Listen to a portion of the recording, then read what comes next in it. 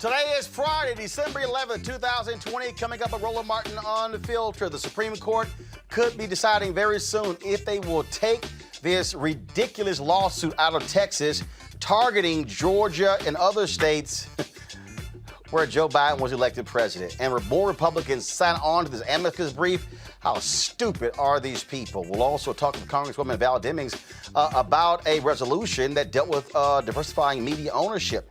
President-elect Joe Biden picked Susan Rice, of course, as his national domestic policy leader. Also today, Marsha Fudge speaks, a congresswoman from Ohio, after he named her as the head of HUD. We'll show you that as well. Plus, I talked with U.S. Senate candidate John Ossoff when I was in Atlanta recently. We'll have that for you. We'll also speak with Michigan State Representative Cynthia Johnson, who has been receiving lynching threats for videos she posted on Facebook dealing with voters there, and she was stripped of her assignments in the legislature. What's that all about? We also have a COVID update. We'll discuss how some people may see a vaccine as early as next week and how the Trump White House is putting pressure on the FDA to approve Pfizer's vaccine. Despite jurors' pleas to commute Brandon Bernard's sentence, he was executed last night, with the Trump folks doing their desperate to kill more people before he gets out of office. And we'll speak with Baltimore Mayor Brandon Scott about his plans to tackle Baltimore's rising COVID numbers, gun violence, and housing in the city. Plus, we'll remember the life and legacy of actor Tommy Tiny Lister. Many of you know him as Devo from Friday. Folks, it's a jam-packed show. It is time to bring the funk and Roland Martin Unfiltered. Let's go. He's got it. Whatever the miss, he's on it. Whatever it is, he's got the scoop, the fact, the find. And when it breaks, he's right on time, and it's rolling. Best believe he's knowing. Putting it down from sports to news to politics. With entertainment just for kicks, he's rolling. It's on go, y'all. It's Roland Martin, rolling with Roland now. He's funk, he's fresh, he's real, the best, you know he's Roland Martin now.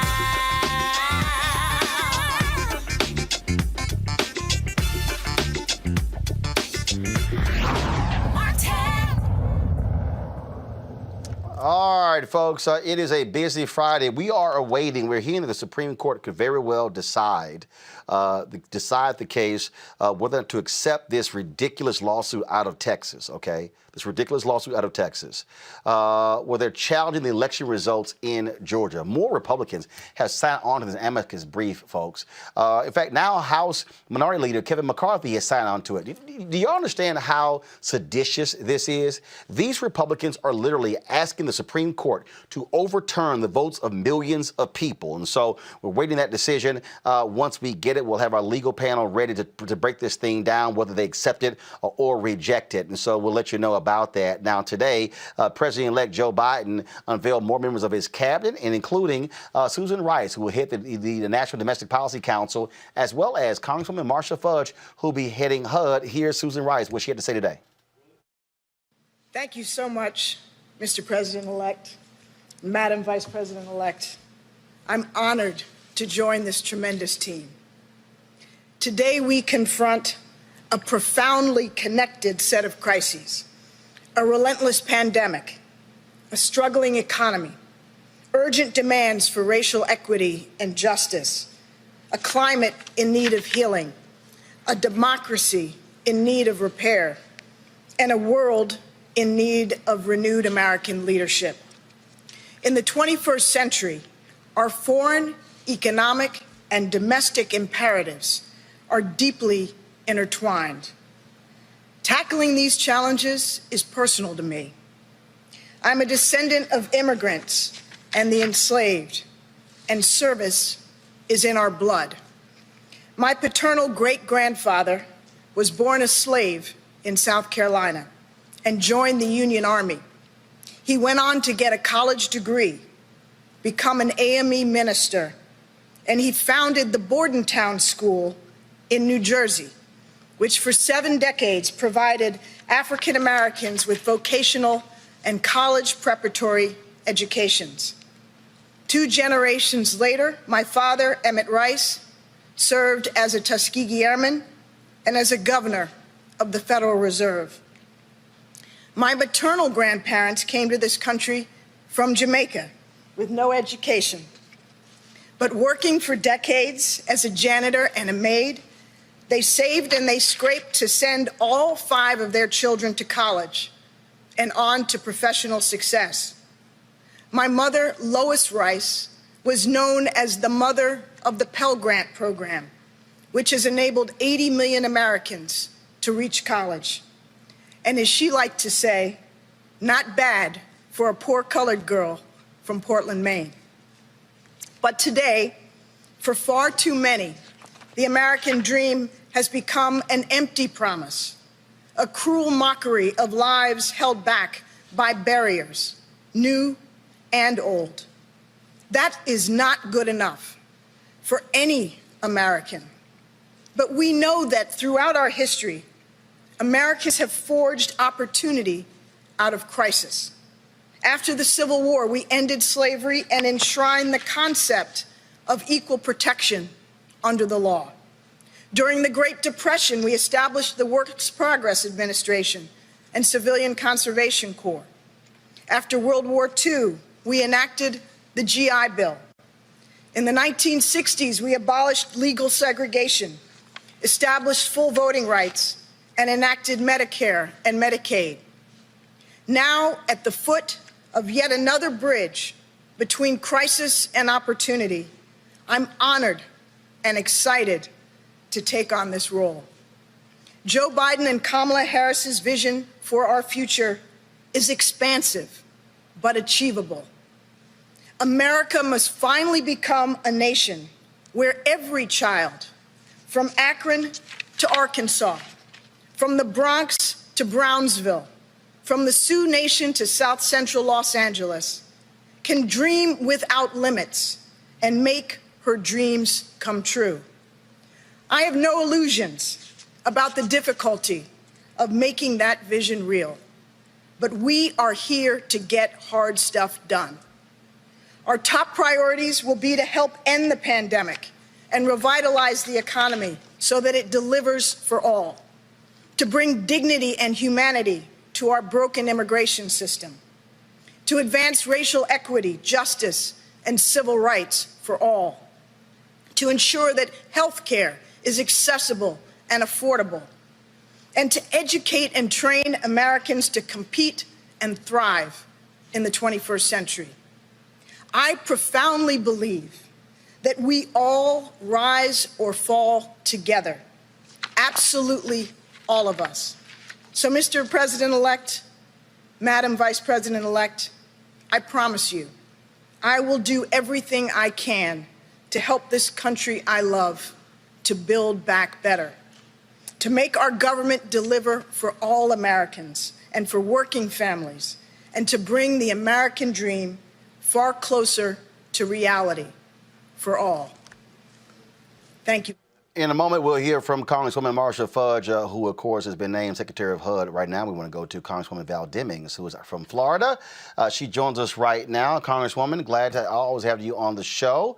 A whole lot of stuff happening. I want to talk about your media ownership resolution, but I got to talk about one. I want to get your thoughts on this team being assembled by Biden. One of your colleagues will be coming in as HUD Secretary, but also the CBC has been making it perfectly clear that Joe Biden, black folk put you in. You got the nomination for black people in South Carolina.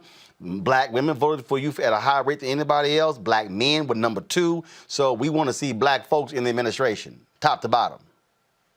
Well, Roland, we can't talk about the strength of black voters, the strength of black women, the strength of black men, and then not see them in the decision-making positions.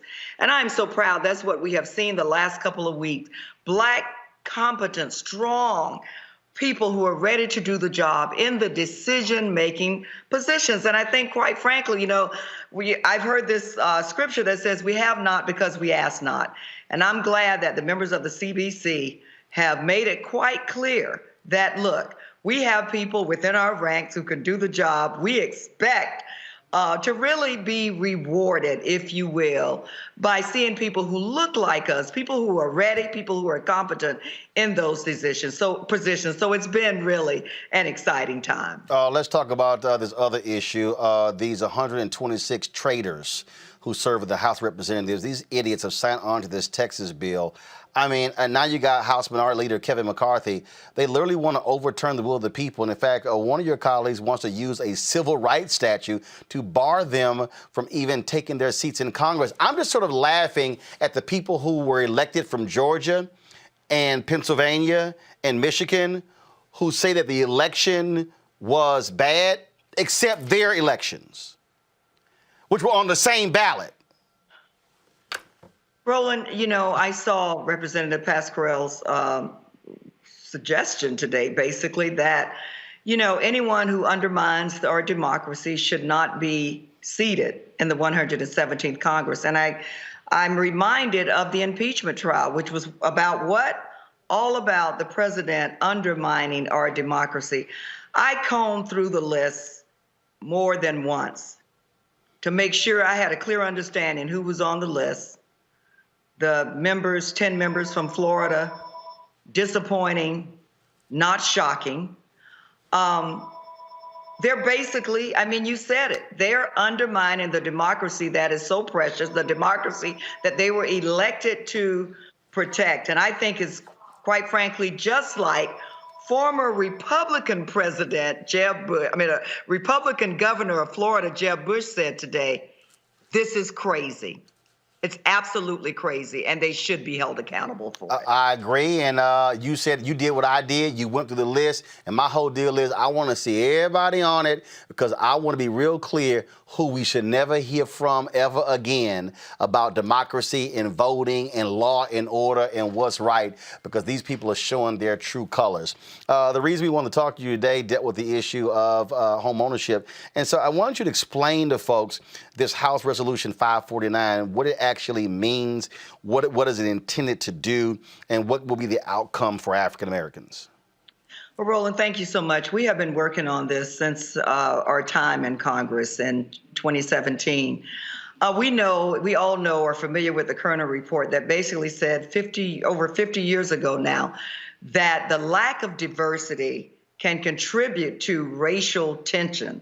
The lack of diversity in media, on the big screen, and radio, and ownership. Who tells the story matters. Who owns the company matters. You help to frame the story. So whether you're on the big screen, whether you're in radio, whether you're in printed media, whether you are in front of the camera or behind the camera, on the microphone or not, diverse voices are important to how our views are shaped, how our opinions are framed. And so this was a commitment, and I'm so excited about the overwhelming bipartisan support we received yesterday to say that Congress is committed to making sure that diversity is included in every realm, every aspect of the media.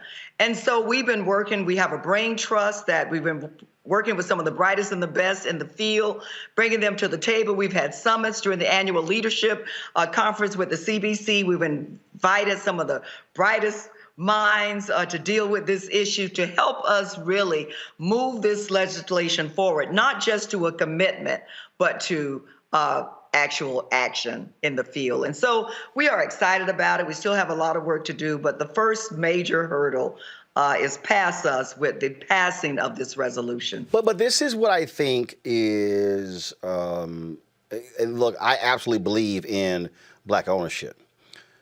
But the issue that we face is really not ownership.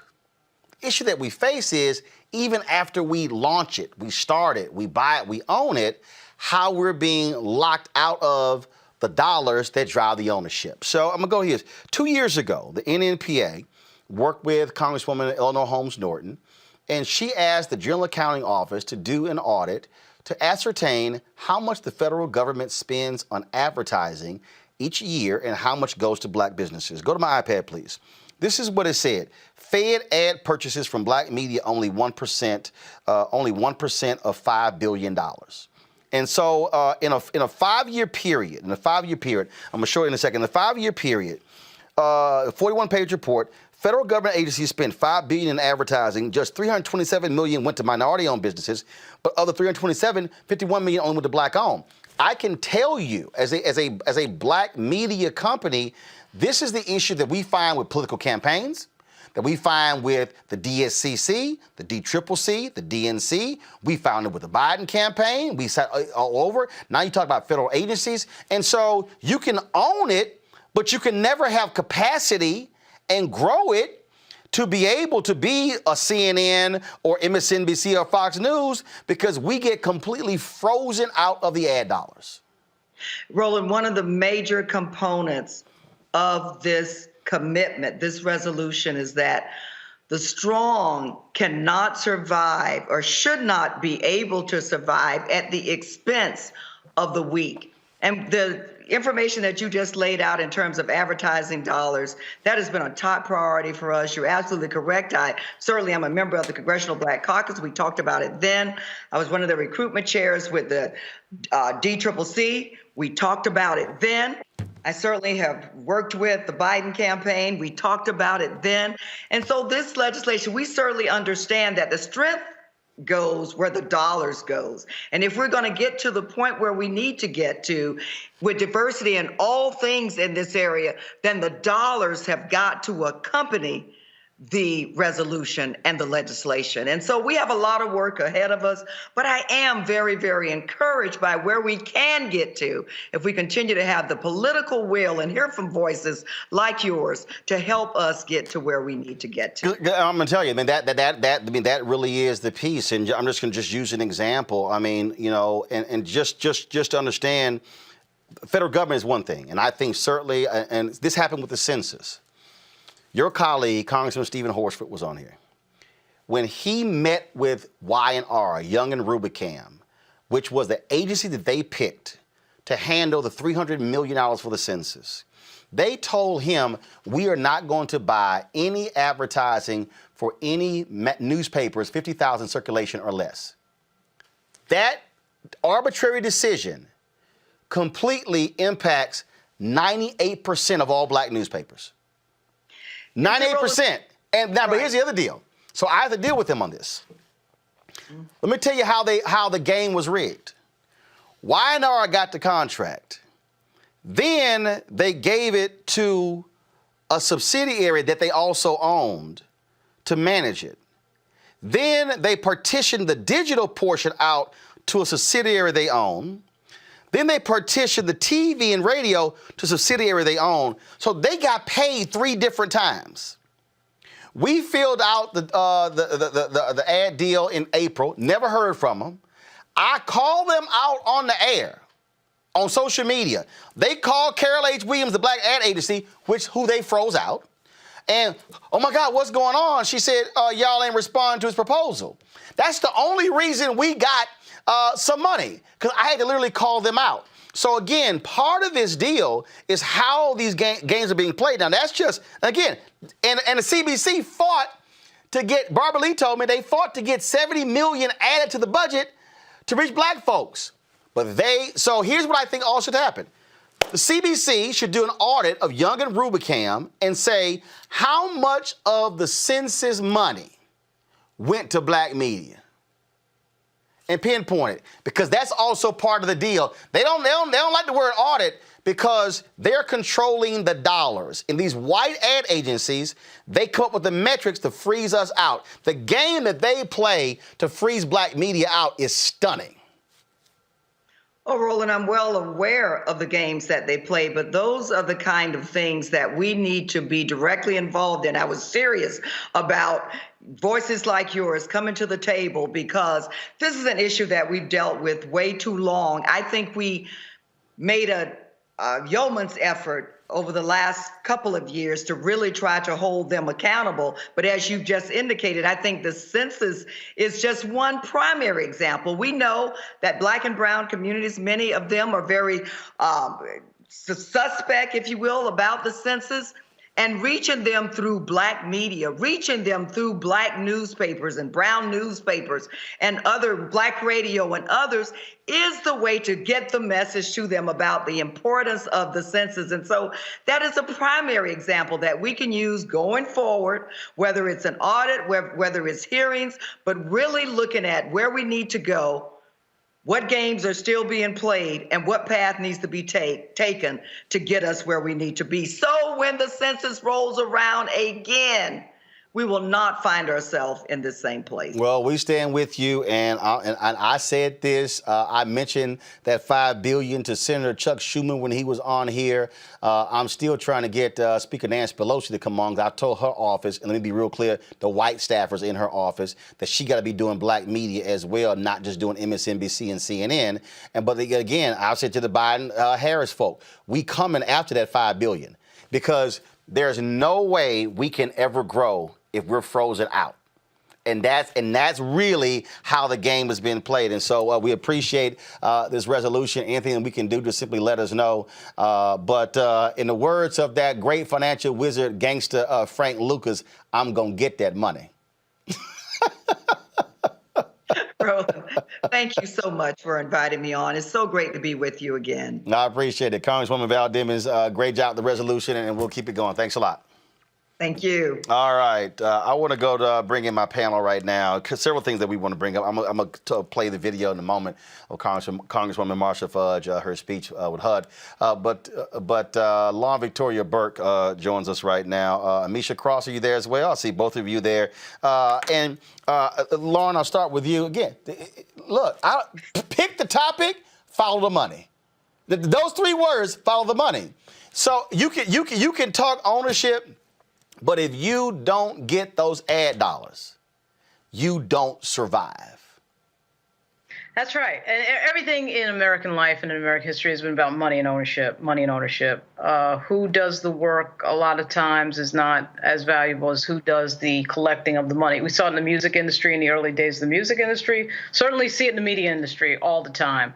And to build the type of scale that needs to be built, just as you said, with regard to media ownership is key. I think I was at the Eleanor Holmes Norton press conference where she was trying to audit to find out the money for the advertising, and the NNPA had partnered with her on that. I don't know that they ever actually got an answer. You really have to be so on top of every detail of what is going on when it comes to these money allocations. And as you know better than anybody, the conversation with DCCC, DNC, and DSCC has been interminable. It's gone on forever. We've been talking about this forever. It never seems to come to a conclusion.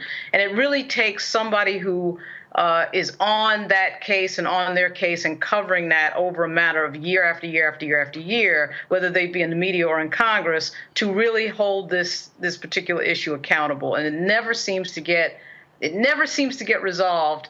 But I'm a big believer that one of the reasons it doesn't get resolved is because, of course, the people who are making the decisions, who are controlling the money, never look like us and never have our best interest at heart. That's a key thing. So when we don't get these positions that control these decisions, that's a huge problem in this. Well, Lauren and Misha, I think the reason that happens is because also, look, Frederick Douglass said it best. And I'm sorry, if anybody can show me an example where Black people have not had to agitate right. for anything, please do so. He said, Amisha, power concedes nothing without a demand, never have, never will. The only way to get the money is to expose their asses. I'm telling you, I put Y&R on blast for 4 straight days. Lit they ass up on this show, lit them up on Twitter, Instagram, Facebook. They call Carol H. Williams, oh my God, where's this coming from? She said, y'all have not responded to his damn proposal. Then they were like, what should we do? She said, cut his ass a check. I mean, and that's the deal. We have to actually yell, cuss, holler, scream, talk about your mama just for them to do right because they want to keep the money to themselves. Right. Exactly. No, you're absolutely correct, Roland. And I think that, for Black media, the proof has been its weight in gold for a long time now. We know of its extent of reach. We know of how much it pushes in terms of advocacy, how much it pushes in terms of feet on the ground, boots on the ground to get things done, what it means in terms of PR, what it means in terms of driving the conversation for minority communities. The focal point isn't necessarily at this point proving worth, which is what is often argued from some of these institutions in charge of dealing out cash. It is more so who's actually controlling the voices. And when you limit that amount of money, when you limit the amount of reach that can be given by Black media, I think that that's the ultimate goal here. So we know that, voices like yours, media that we see from some of the great people of color who are driving the conversation now, particularly I like how you coaxed it in the argument and the push for what we just saw, not only the 2020 election, but also when we were talking about the census itself. Of course, there are ramifications for the amount of people who surely did not participate in the census. And we're going to see that very shortly. I think that had that money had been given, had we seen more strength and more fortitude when it comes to paying attention to the needs of Black media specifically, we would see stronger outcomes for things like that. It's continually frustrating that we have to go to Congress members, we have to go to and almost beg private sector leaders to actually pay attention to the fact that Black media needs to have more funding. And the larger white conglomerates just don't have to do that. And they don't. It's really sad. Let me for our audience, I really need to put this in perspective for our audience so you can understand why the resolution of Congresswoman Val Demings is important and why the dollars are important, because they go together. So this is real simple. On Capitol Hill right now, and Lauren can answer this question very easily. Lauren, is there a full-time Black journalist reporting on Capitol Hill for one or all Black media outlets? Oh, no. No, stay right, no. No. So I need everybody listening right now. Need everybody listening. Huh? The credentialing process there, to your point with regard to the 50,000, that little rule that they put in there about you had to have a media organization over 50,000. To get credentialed on Capitol Hill, you have to have a media organization of a certain size, and most Black media organizations can't make that requirement. So what that means is when we're covering a big event such as inauguration, you can't send somebody to get that content to provide value to your news organization because you don't meet the requirements to get the credential. And then you deal with people such as I have had to for 20 years, like Jeff Kent in the press photographers gallery, who drive you crazy because they want to pull credentials and come up with rules that they don't come up with anyone else for. And frankly, that's been going on for years. Now, so here's the deal for the people who are watching so you can understand. You take the show that we have, okay? They ain't no way in hell they can try to deny us credentials with our numbers.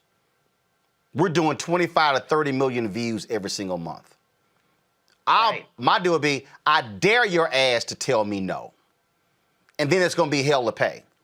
But let me explain to the people what I'm trying to get to. If I don't get the additional advertising dollars, then I can't hire more staff. Right. Y'all, this is real simple. If this show goes from 1 million, 1.5 million, 2 million, 2.5 million to 5 or 6 or 7 million in revenue, guess what I can do? I can hire a full-time congressional correspondent. Right. Whose job will be to cover the CBC and all of its members. Right.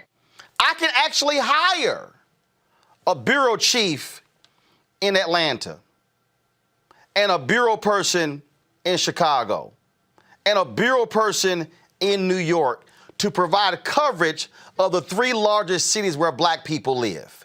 Right. See, right. Folks, I need, so y'all, this ain't rocket science. Right. So when they starve us of the dollars, right, we stay small. When you starve us of the dollars and we stay small, we then can't report from our perspective and what we care about. And So what they do, so what Lauren has explained, they say, you too small. Well, I'm too small because you freeze the money up from me. And then how do they freeze the money? They freeze the money by saying you too small. Well, hell, I can't grow. I can't build capacity if I can't get more money. If I can't the money is built on clicks to the website, viewership to the websites, viewership to what you're doing, your show. The way you build that viewership, of course, is to have that bureau chief in Atlanta, to have that reporter on Capitol Hill that brings that content that nobody else is covering and bringing, and that bring viewership to your product. And hold up. And see here, now let's take it further. Mm-hmm. Through the app, through the YouTube Studio app, I can check at any moment our performance over the last 28 days. Right. So I'm talking to y'all in real time. In real time, in the last 28 days, the watch time for this show, just on YouTube, is 123.4 million minutes, Andrew. The views are 13.6 million. We've had an increase of 21,700 subscribers. And that's just simply in the last 28 days. Okay? Now, here's the deal. Without additional revenue, I then can't run promotional ads on Facebook, Periscope, Instagram, YouTube that would actually take me from 13.6 million views to 25, 30 million views, which would then take my revenue over 100,000 per month to 150 to 200,000, then 300,000. So without the resources, can't build, can't grow. This is what I am explaining is how, even when we do get to own, we are completely frozen out. And every single white ad agency is doing this, and then they don't. We are getting essentially 15 to 20 cents on the dollar compared to mainstream media, Andrew. You're mute. You're on mute. There you go. Now we got you. Go ahead. Okay. You can't argue with those numbers, Roland. And I think that, we're getting to a place where it's just no longer acceptable not to invest in our community and in our media companies. So, what I want to see with this bill and other bills like it is, there's a proliferation of other Black news channels. I want us to see this go mainstream. I want to see your show. You have iHeartRadio, and I know that over time, this is something that maybe we can move over to cable like we had back in the day. That there's just more opportunities for us because no one's really telling our perspective and telling our story. You talked a little bit earlier about the advertising dollars, and we know about Black buying power. We know how powerful our community is, but our stories still are not being told, on mainstream platforms. Well, and again, here's the deal. I ain't worried about mainstream platforms, okay? Because bottom line is, I'm not trying to ask y'all please get the breaking news banner ready. The Supreme Court's ruling has come in. But here's my whole point. My whole point is, I completely stand with Congresswoman Val Demings on the ownership piece. The other piece for me is to get the ad money. As Frank Lucas says, I'm going to get that money. That's the deal. So here's the piece. If just imagine, if we go in 1 year, you take the $1 billion a year. If Black media goes from $10 million a year, Amisha, to, let's just say 15% of the 1 billion, that's going from 10.1 million a year to 150 million. Right. That changes the ballgame. That literally alters what we're able to do. Amisha, go ahead.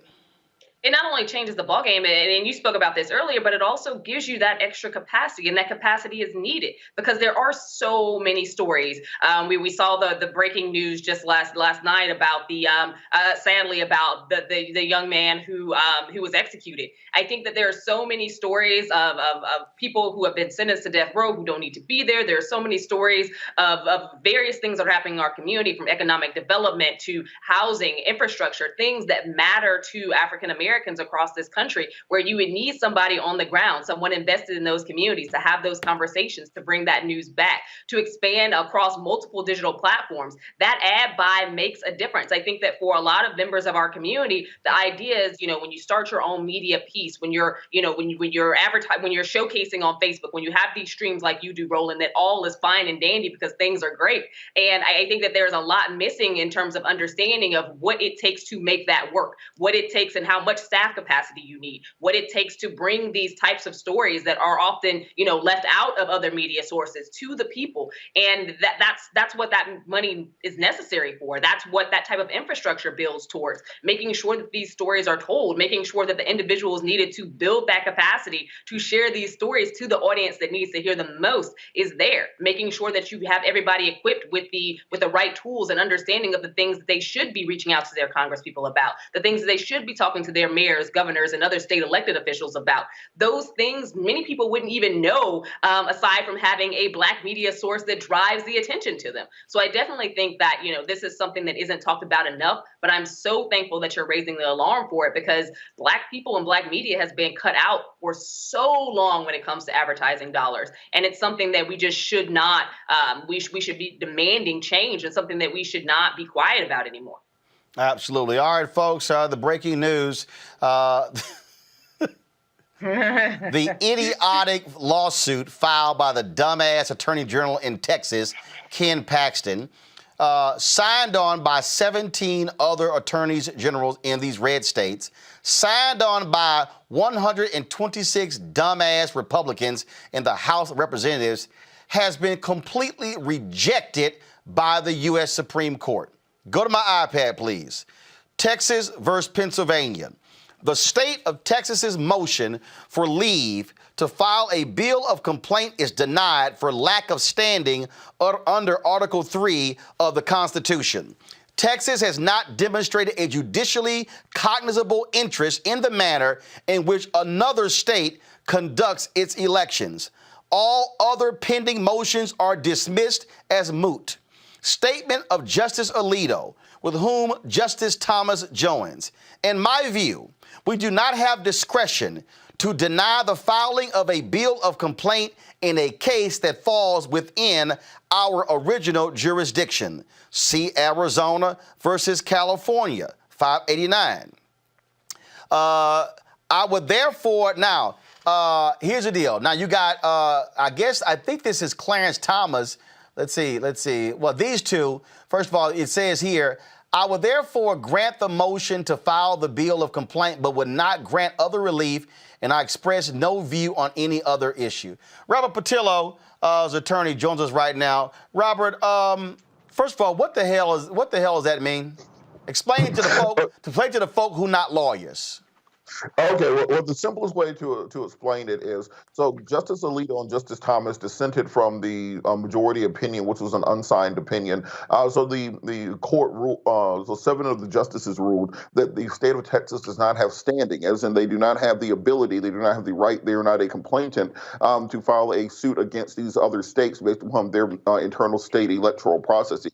So before getting to the arguments about Section 3, to the arguments about the electors clause, to the release which was sought by the president, they're setting down very clear precedents that states cannot interfere in the electoral processes of other states. So I think that's the most important part of the ruling. Secondarily, the fact that we've gone through these judicial confirmation proceedings, and Donald Trump has gotten 3 justices confirmed to the Supreme Court, and all 3 of those justices voted against the lawsuit.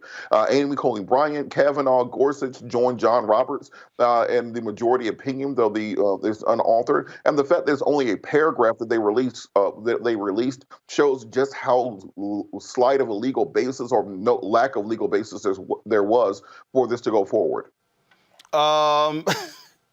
Basically, the Supreme Court just said, Trump and all y'all Republicans who wants to overturn this here, kiss our collective ass.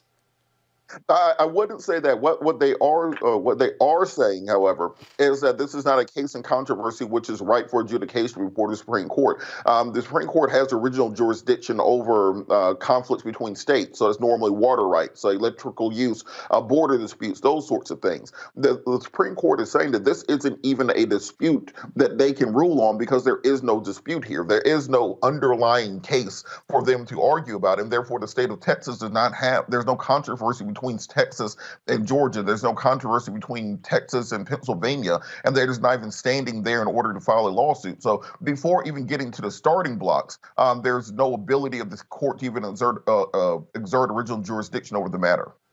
Here's what I love, the line.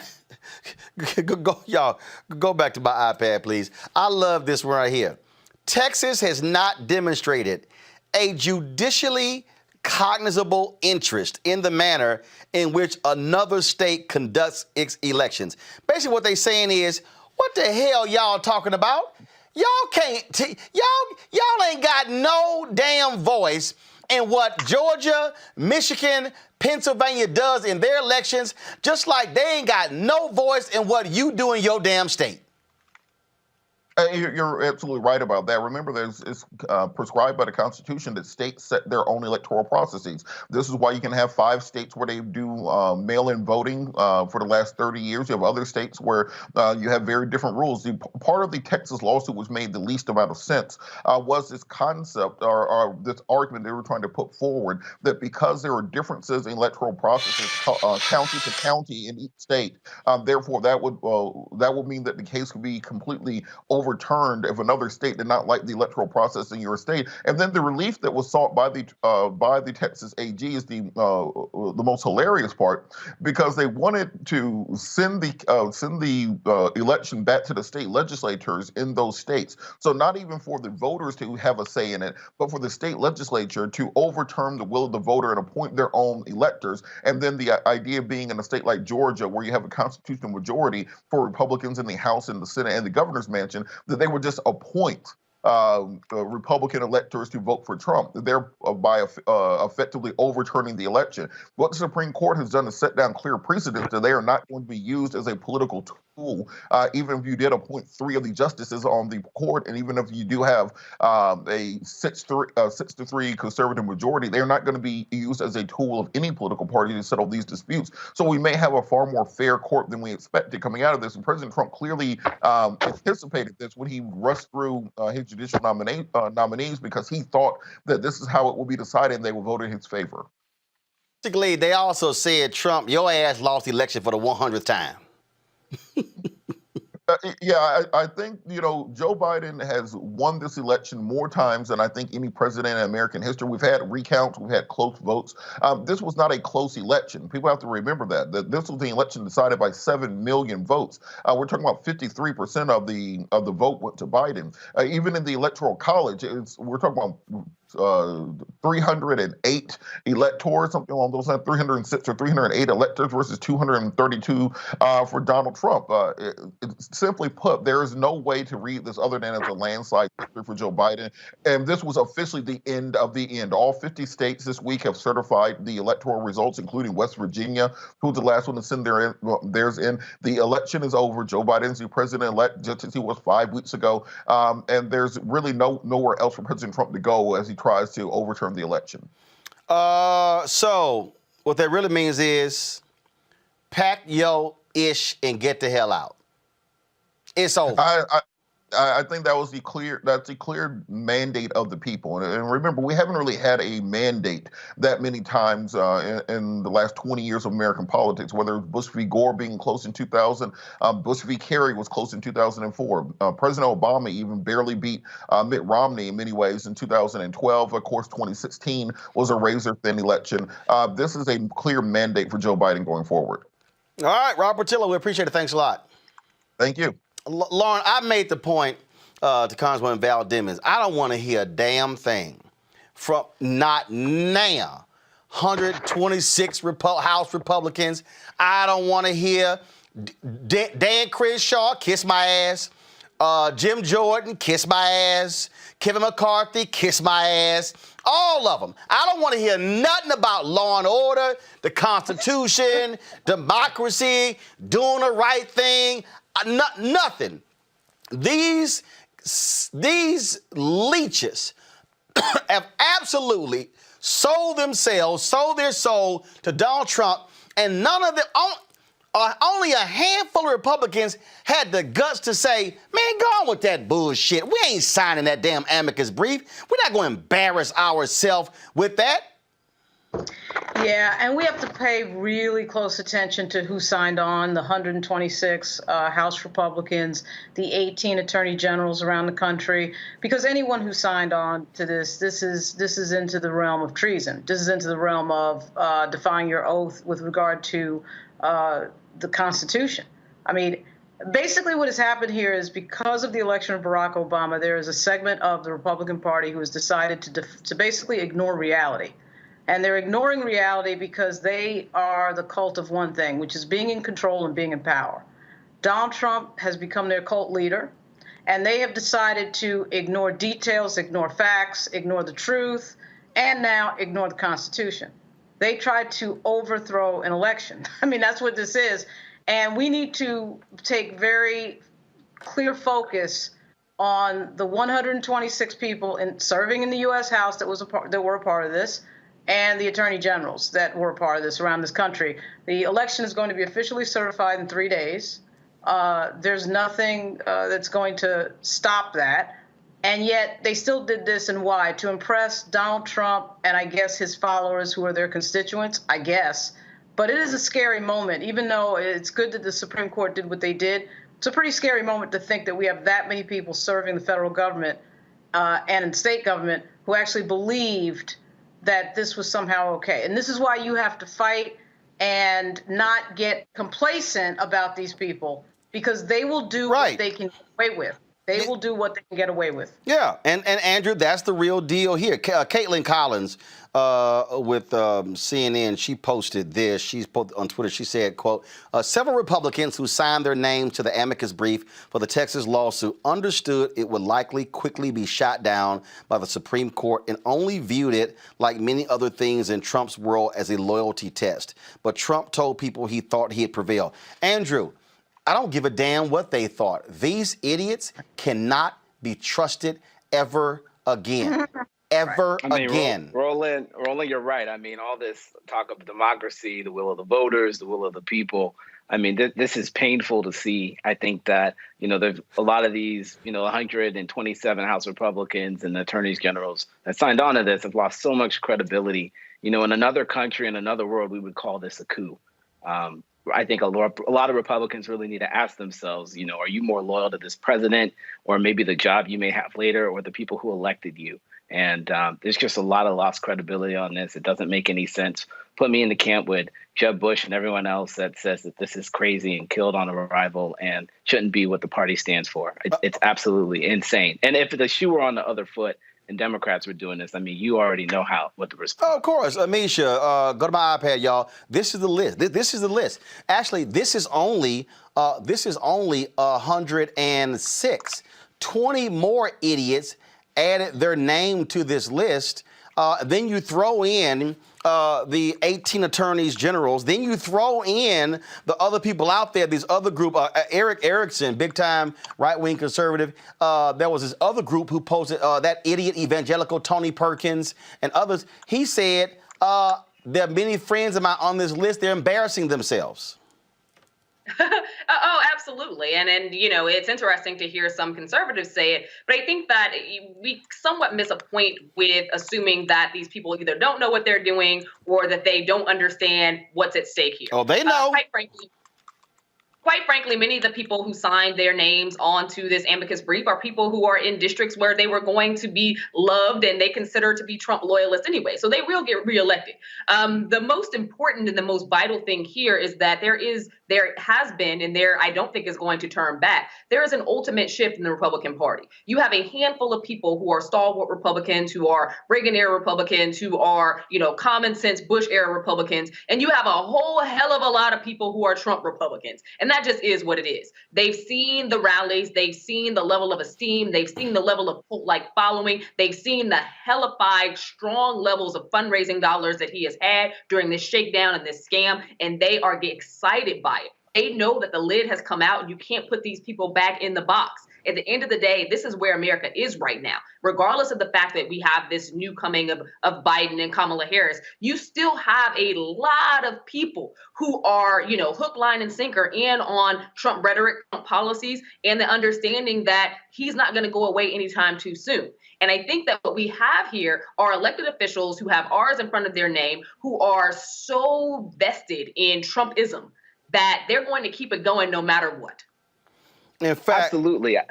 Fanning the flames on misinformation. Remember all the rallies and the number of people who caught COVID at these rallies and died. They're still having holiday parties. It's a cognitive dissonance between, one part of the country is trying to battle the coronavirus and the other part of the country is throwing parties. Like, I don't understand in what world where that makes sense. You can say that you're. And here's the deal, this Conservative Action Project. Conservatives call on state legislators to appoint new electors in accordance with the Constitution. Y'all, I want everybody, go back. I want everybody to see this here. This is what these idiots wrote, and I want y'all to look at the names. It says, the evidence overwhelmingly shows officials in key battleground states, as the result of a coordinated pressure campaign by Democrats and allied groups, violated the Constitution, state and federal law, and changing mail-in voting rules that resulted in unlawful and invalid certifications of Biden victories. There is no doubt President Donald J. Trump is a lawful winner of the presidential election. Joe Biden is not president-elect. Look at these names. I want all y'all to look at them. That idiot from Judicial Watch, Thomas Fitton. That idiot, Tony Perkins from the Family Research Council. If you see them, cuss them out. You have my permission. You got that idiot, Brent Bozell, Media Research Center. You've got idiot, Ken Blackwell, okay, former Secretary of State of Ohio. The list goes on and on and on. David Bossie, yeah, that fool, Citizens United, all of them. Gary Bauer, former congressman, screw him too. You can just keep going. Look at all these names. All these people here should never, ever be put on television, listened to ever again, because they are absolutely stuck on stupid. Every single one of them. I'm going to show all their names before I move on, because, folks, this is the moment, and this is why I keep saying, Joe Biden, stop all that nonsense, how we can get along with them and how we can sit here and work with them. No, you can't work, Lauren, you can't work with none of these people. These people literally wanted to overthrow an election. They wanted to launch a coup. This is a failed coup attempt in the United States. They should be treated for sedition, for treason. And that should be the discussion. That should be where the discussion begins. I really cannot believe this whole effort to try and reach out. At some point, the Democratic Party has to understand you're not dealing with the mainstream moderate Republican Party of the Reagan era or the Bush Republican Party. You're dealing with some other iteration of Republican, which I actually do not think represents the majority of the Republican Party, but they are willing to go off the cliff of ending our democracy to have control. And their featuring argument in this moment was basically, because black voters decided this election, this thing is invalid. Because that group of people decided this election, Biden's election is invalid. That effectively was their underlying argument. They had targeted black votes that had decided this election and decided that, well, this is invalid because they effectively picked the next president. That and their misinformation campaign, their willingness to completely lie, their willingness to completely ignore facts and sort of just make up reality should tell you that there is no negotiation here, because you're not dealing with people who are accepting facts. They've just made up their own reality, and they're doing what they want to do. And I'm really surprised that Joe Biden has not figured that out yet, because he's going to figure it out January 20. It's really fascinating, Roland. I mean, when Republicans are in charge, it's hit the gas full steam ahead on, everything from Supreme Court justices to the federal courts. And now that Biden and Kamala Harris are going to be in the White House, it's like, well, we need to get more moderate agency directors and cabinet officials. And, certain people might not be palatable to the Republican Party, which I find fascinating, because how many Democrats, served in the Trump administration, and how many Democrats, partnered with Trump on anything. Trump wasn't trying to build a coalition that looked like the country. So it's really interesting, some of the picks that Biden has. And I think they're very, very moderate voices, or people that are tested when there could have been other people that were kind of coming through the ranks that might have been more effective. Well, again, that's this dumb game Democrats play. Just like, okay, you never ever see Republicans say, yeah, we're going to entertain appointing conservatives, Republicans to our cabinet. They're like, hell no, we're going to appoint damn Republicans. Only Democrats get stuck on stupid with that. Oh, let's have somebody. Why did they do that, Let's have somebody. Because here's the deal. Democrats want to play by the rules. No, we have rules and norms. Damn that. Here's my deal. If I'm in a fight, if I'm sitting in a boxing match, all right, and the person I'm fighting picks up a 2x4 and swings it at me, I'm not going to say, no, I'm going to abide by the rules of boxing. No, I'm going to grab a 2x4 and beat your ass. That's what I'm going to do. I mean, we see it all the time, Roland. I mean, Democrats, they almost lost the House. How does that happen? State legislative seats, they lost hundreds of state legislative seats when redistricting and census is going to come on. Like, is anybody thinking about that? It's called when you play nice. I don't believe in playing nice. Again, Michelle Obama said, when they go low, we go high. No, when they go low, we go lower. You kneecap them. You stab. Do you want to win or not? You kneecap them. You stab them in the ankles. You slice the bottom of their feet. You cut their toes off. If they go lower than that, fine. Man. Hell yeah. Right. If they hit you in the knee, you cut off their damn ankles. If they go after your ankles, you slice their feet. You go lower and lower. You need to consult the DNC and the D-Trip so they can get it together. They're not even on the level of the ordinary rules. These are people who are talking outside of our democracy. They're ignoring the Constitution at this point. So and you treat them accordingly. That's what you do. I agree. Those are people you can't necessarily work with. There are, and I look, you said not necessarily. You said, Amisha, you said not necessarily. No, you can't work with them. We're at a point where conservatives are eating their own. We're watching that happen live, where you have state elected officials going against county elected officials, and this huge break between those who are Trumpisms and those who are not. And I think that for Joe Biden, this is a difficult space to play in. One, because there's still a high level of control from conservatives. So let's not pretend like there's a supermajority on the Hill of Democrats right now. There is not. There were some significant losses from the Democratic Party when it came to those congressional seats. We're still waiting to see what's going to happen with those two seats in Georgia for the Senate.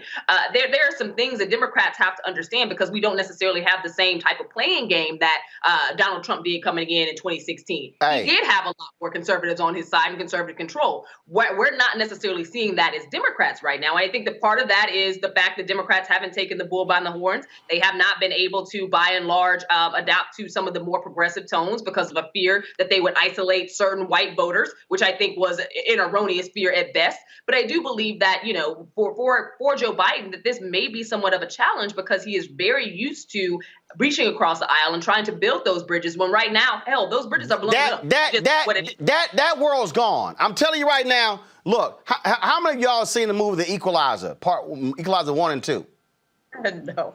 Y'all seen The Equalizer? I haven't. I'll check it, though. Lauren, you ain't seen The Equalizer? The hell wrong with you? Yeah, I haven't seen it. The hell wrong with you? Denzel Washington, Antoine Fuqua directed. This is one of his signature moves in there. When he get ready to kill people, he click his timer and see how fast he can kill everybody in the room. If I'm Joe Biden, come January 20th, I'm gonna do this here. Click. Right. Then I'm gonna sit here and take everybody out. And what I love about Denzel in that movie, he take folks out and then he look at them. He take them out, then he look at them. That's what Democrats got to do, okay?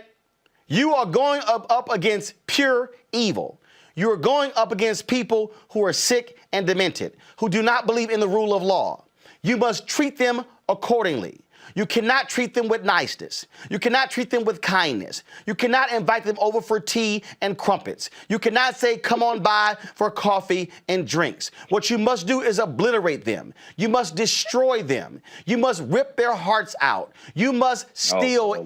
No, Andrew, because guess what? That's exactly what Mitch McConnell did to Obama when he only moved eight federal judges in 2016, when he blocked Merrick Garland for 10 months. They don't give a damn about anything. And I'm saying, Democrats, damn this, let's return to normalcy. No, that day is gone. It's time. What did I say 3 years ago? And what did I say this year? This means war. We come back. I'm going to talk to hold on 1 second. We come back. I'm going to talk to a Michigan legislator who's been getting death threats because she basically said the same thing to conservatives. Come after me, y'all going to pay. We talk to her next on Roland Martin Unfiltered. Trump can show up and say anything, and they can just go, oh, yeah. And the African-American community was great to us. They didn't vote. You know, he just called you stupid. Did you hear that? But he's for us. Really? And they were just regurgitating the things that they had heard on a radio or in the barbershop or something somebody had told them. They hadn't thought about it. Democracy is in danger because people don't know how to think. I'm done with trying to convince people to try to vote for their, for their life. You have to run for your life. I'm gonna go try to get people who are open to it and lead them. I'm done with hope. Fuck hope, fight.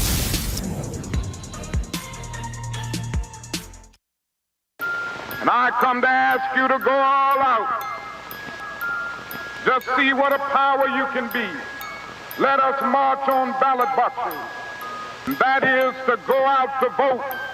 For this is the way we are going to straighten up the South and the nation. Let us march on ballot boxes till men and women will no longer walk the streets in search for jobs that do not exist. Walk together, children. Don't you get weary. One day, Georgia will be a better state. This is our Georgia, where the ordinary accomplished the extraordinary, and a new American story was written. This is our Georgia. We don't wait for change. We are the change. We keep climbing to the mountaintop and always set another seat at the table of brotherhood. This is our Georgia. We honor the sacrifices of the past, carry their work forward. Because democracy doesn't stand still. It must be protected, fought for, practiced every day. Let us march on ballot boxes until brotherhood is more than a meaningless word at the end of a prayer, but the first order of business on every legislative agenda. Let us march on ballot boxes.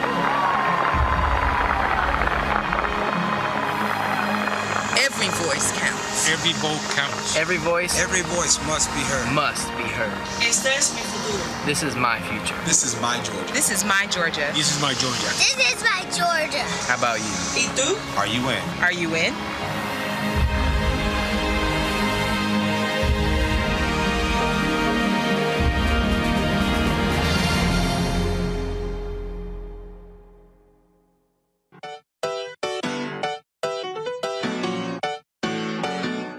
We got power. We're about to get ready to launch our We Got Power tour. Cliff and I are going on the blackest bus in America. We're hitting the streets again. We're going to be going through at least 12 states, maybe more. I'm just really excited. Now, it's a little bit different this time because COVID-19, we've got to wear masks, we've got to be socially distanced, but we are very committed that we've got to get in the streets and inspire and encourage our people in ways that are socially distant. Ready to hit the road, ready to see our folks, ready to be socially distant, ready to mask up.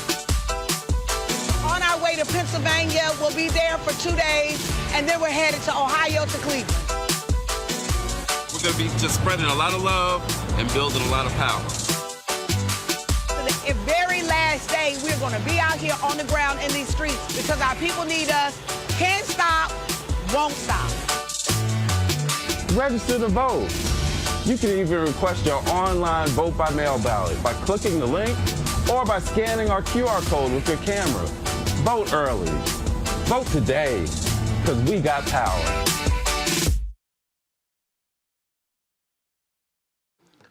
Crazy, deranged, demented, sadistic, evil Republicans have been targeting officials in Michigan. Well, one legislator in Michigan had enough, and she posted this on Facebook. So this is just a warning to you Trumpers. Man, Roland. Walk lightly. We ain't playing with you. Enough of the shenanigans. Enough is enough. And for those of you who are soldiers, you know how to do it. Do it right. Be in order. Make them pay. Well, that did not sit well with folks in Michigan. State Representative Cynthia Johnson has been stripped of her committee assignments, which include her position on the House Oversight Committee after posting that video to Facebook. She joins us right now. First and foremost, what did your fellow colleagues say? Did they say that you were calling on folks to be killed?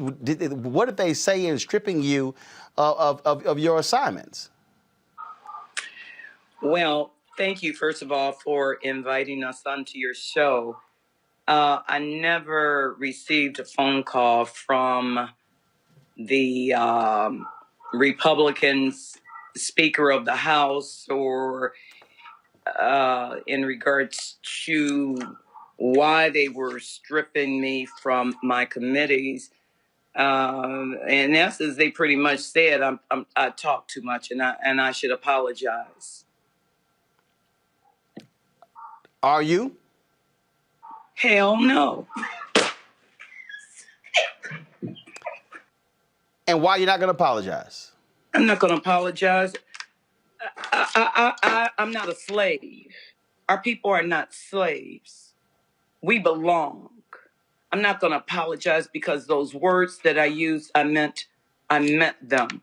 And I just don't understand, why are we still here? I know why we're still here. Why are we still talking about this when the elections have already been certified? Mm-hmm. You know, this is about Trump. He needs to be tried with treason. I mean, you know, we have so many things that we have to do. I can't even really help my constituents. I have people reaching out to our office needing stimulus dollars. I have people who are homeless. There was one resident of mine who was about to be evicted. I had to ask my staff, stop everything, even though we were going through all of this. Make sure this woman doesn't get evicted. So, you know, here we have Black businesses that are being disenfranchised. Yet we have to continue to go down this rabbit hole. This is crazy stuff. So, no, I will not apologize for anything that I have said. My office has received over 7,000 emails. They can't even do their work. They can't even really help the constituents. They're trying, and I want to say hats off to my staff, both Tanae Hankins and Abigail Plum-Perrins. They have been amazing, just wonderful. And enough really is enough. We're not putting up with this. Explain it. We're not going to continue to put up with the bullshit. Explain to my audience, you talk about those phone calls. Folks have been saying you should be lynched, you should be killed. What kind of what other stuff have they been saying? And did the Republican Speaker of the House address any of that? offer you security? Offer your staff security? No, not one time. Not one time. But I'll tell you what, the FBI is very involved. My local authorities, local Detroit, very involved. The Capitol Police, very involved. So, but as far as the leadership is the Republican leadership, not one time did they call to say, "What can we do to help you?" You know, they haven't even put out a statement. The only statement that they put out to say that all of those attacks on me are wrong. All of those attacks on you are racist. They're wrong. They shouldn't do it. They shouldn't talk about putting crosses on your grass. But you shouldn't have said what you said. I had the audacity, a black woman, I had the audacity to question white men and white women. How dare you question us, Miss Cynthia A. Johnson? Who do you think you are? You're an uppity nigga. That's what I've been told. But do I care about whether or not what you think of me? I don't care what you think of me. But you're going to do right by my people. We're going to stop all this bullshit in the Democratic Party, the leadership. And I don't know who was that person who said one thing about the Democratic Party is that they placate to white people. They do. The Democratic Party also placates because they're concerned about their constituents. How about this, everybody? How about we just all do the right thing for all of our constituents? How about if we put out how about we just take a stance against wrong? How about that? How about we just take a stance against domestic terrorism and domestic violence? Because this situation right here is very much like a domestic violence situation. How a woman, she says something and her husband or boyfriend doesn't like it. He choke her and then say, "You made me do it." Well, no, I'm not shutting up. And I'm just asking all of us to take pause. Take pause. We've got to work together. If we have never, ever worked together, this is one thing that we can universally work together on. And if I hear one more black person tell me, "Well, you shouldn't have said that." You don't dictate to I don't have any control over how you think. My words may hurt you, or how if you are not sure about what the words are, why don't you ask me? But I didn't even find out until what? 2 days ago, 2:00 in the morning. I didn't even find out why these people were losing their damn minds. I didn't realize that that video that I had done was cut up and edited and added that we were after white people. This is crazy stuff. But you know, who are we dealing with? We're dealing with the same people who's listening to a president who have had babies snatched away from their parents. Some children right now, I bet you, we don't even know where they are. We have a president who have literally abducted children from their parents. Here's a man who will lie on 20, 30,000 times a day, a minute maybe. But we have work to do.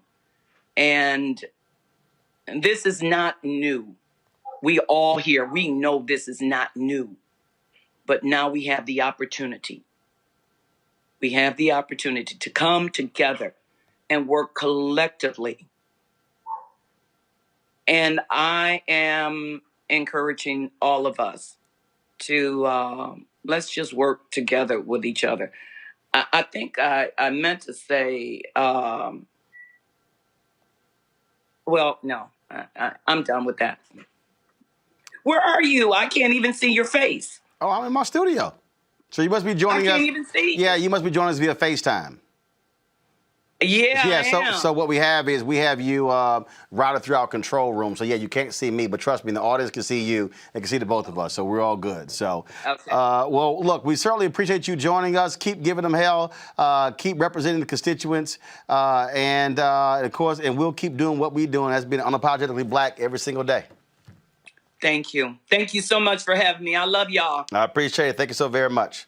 All right, folks. Always covering the different news left and right. I told you earlier we had the video, of course, of Susan Rice when she was announced today by Joe Biden to be the head of the White House Domestic Policy Council. Here's Congresswoman Marsha Fudge, her speech leading HUD. Mr. President-elect, my good friend, Madam Vice President-elect, to my family, my friends, my sorority sisters, my constituents all, I thank you for the opportunity to join this remarkable team and work on behalf of people in every city and community to serve all those who are struggling and looking for the fair shot we all deserve. When I think about the enormity of the task ahead of us, I am reminded of the book of Matthew, where it is written, "Foxes have holes, birds have nests, but the Son of Man has no place to lay his head." There is dignity and there is grace within every woman, every man, and every child in this nation, including those who live on the outskirts of hope, those who work hard but still struggle to make it work, and those who have no place to lay their head. It is one of the highest responsibilities of our government to see them, to see their dignity, and to lift them up. I remember the feeling I had as a kid of the safety, security, and peace of mind contained in one word, home. I remember the comfort of knowing that no matter what happened, I could always go home. But far too many Americans live without that feeling. More and more have had that comfort ripped away. The crisis of a pandemic that has threatened their lives, the crisis of a recession that has swallowed up jobs, hours, wages, and lifelines. The crisis of injustice that has forced communities of color to make it in America with one dream tied behind their back. Each crisis chips away at their hope, at the promise of our nation. But I believe that hope is on the way, because I know that President-elect and Vice President-elect are building a team that is grounded in dignity. And our task at the Department of Housing and Urban Development will be to stand up for the dignity of all Americans and deliver the promise of our nation to all those left out in the cold. We will take on the deep-set roots of poverty and homelessness. We will fight for housing in every community that is affordable, decent, and safe. We will help more Americans secure the dream of home ownership, to close the gaps of inequity, build wealth, and pass it on to their children. We will pursue creative development projects to shape our landscapes and skylines, restart the engines of cities that have stalled out, and launch new opportunities in hometowns across America.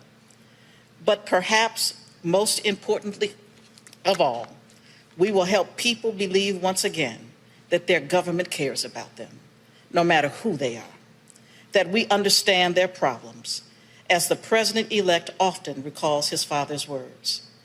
I am honored to have this chance to help restore the people's faith, to deliver for them and make them proud, and to build back better alongside this dedicated team. I thank you for the opportunity to serve. Go to our panel here. Lauren, a lot of folks have been talking about, Biden, President-elect Biden, picking Tom Vilsack to be the Agriculture Secretary again. He served in that capacity for 8 years. Yes, he did. John Boyd with Black Farmers Association was on this show talking about what he did not do. to help black farmers. Biden clearly ignored all of that in picking him again. Of course, he also fired Shirley Sherrod, later apologized for doing so over an edited video from Breitbart. To me, look, here's the deal. Biden clearly is going with him.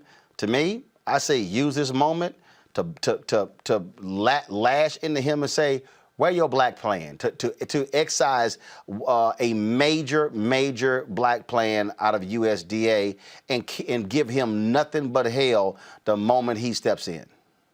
Yeah, and I think the fact that you have Congresswoman Fudge now going to HUD, and you have Congressman Cedric Richmond in the White House, hopefully going to the 7 a.m. meeting, is a really important thing because they should be in communication with each other. You know, I'm not in any way trying to sort of downplay the importance of the Department of Housing and Urban Development with regard to Congresswoman Fudge taking over. I think it's great that she's doing that because she's very centered around the least of these and looking out for the people who a person like Ben Carson could care less about and talk nothing about.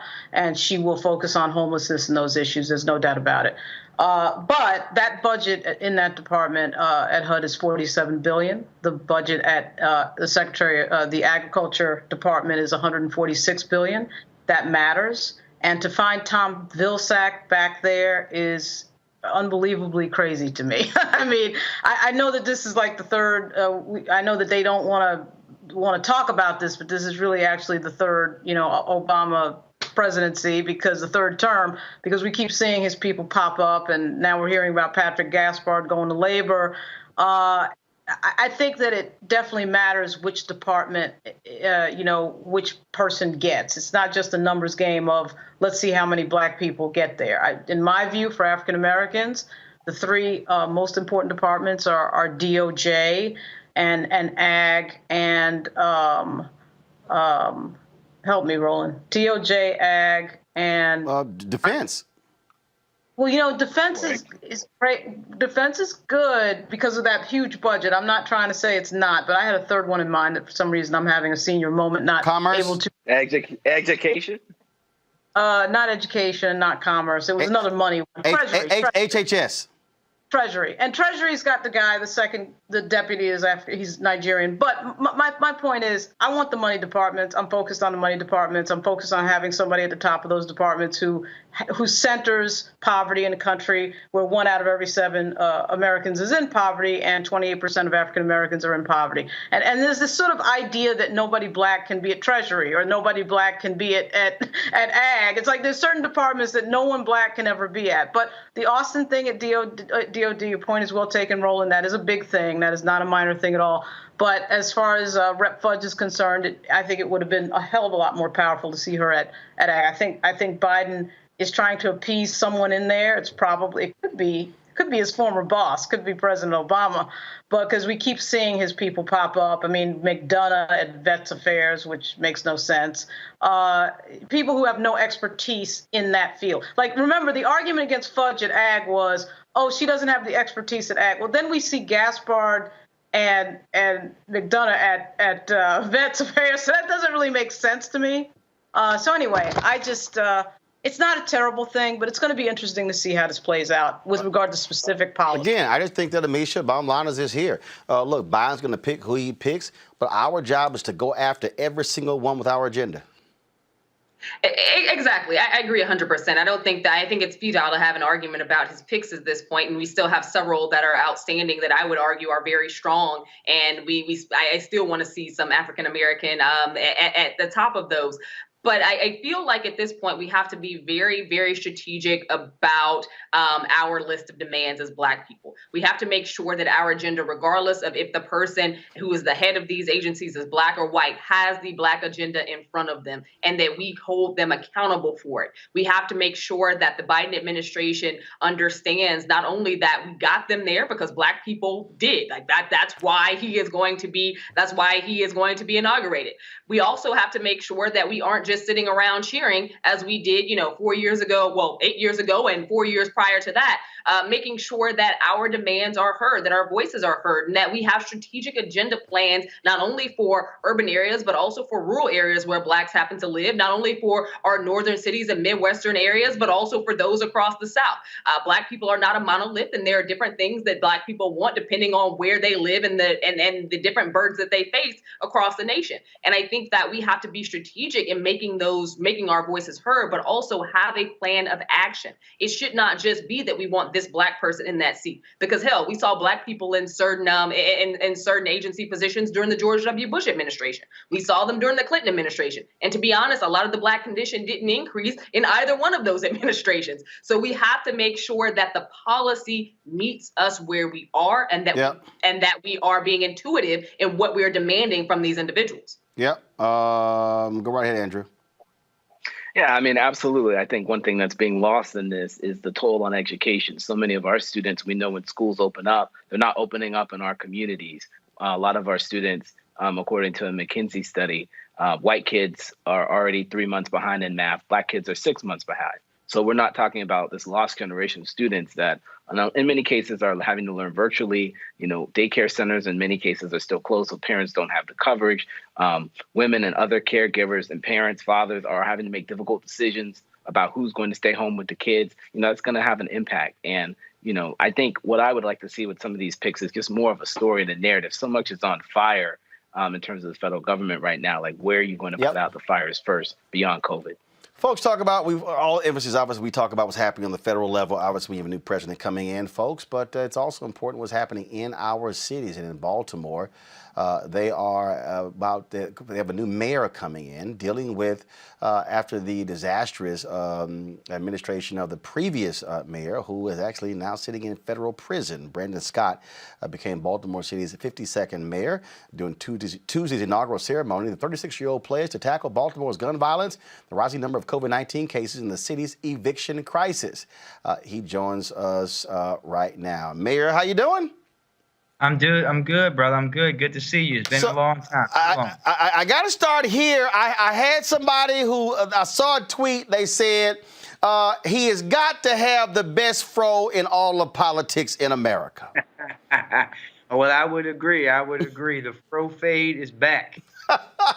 Well, and look, now I know somebody out there watching, they be like, yo, Roland, seriously, you want to open up with the mayor asking about his hair. But here's the piece. I remember when Reverend Jackson was running for president, Dr. Ron Walters said, Jesse, if you cut your hair anymore, you're going to be bald. And the reality is Black politicians have always had to adjust who they are and adjust themselves in terms of hair, in terms of clothes, in terms of all of those things to make themselves more palatable to white business leaders and to white voters as well. And so you being 36 and the hairstyle you have is making a statement unto itself. Yeah, and listen, I do this because, Roland, I heard this my whole life. I used to have braids, and when I was in college, and I heard you got to cut it if you want to be successful, especially if you want to go into politics. You got to cut it. And what I did is I'll do things my way, right? My hair is not who I am. My hair is just a part of me. And I do this for the young people. One of the first things I did the other day after getting sworn in was talk to some students. And I had a young man ask me, will I ever cut my hair? And I said, if I want to, but never let anyone tell you have to do something with your hair, because you can wear your Black natural hair anywhere you want.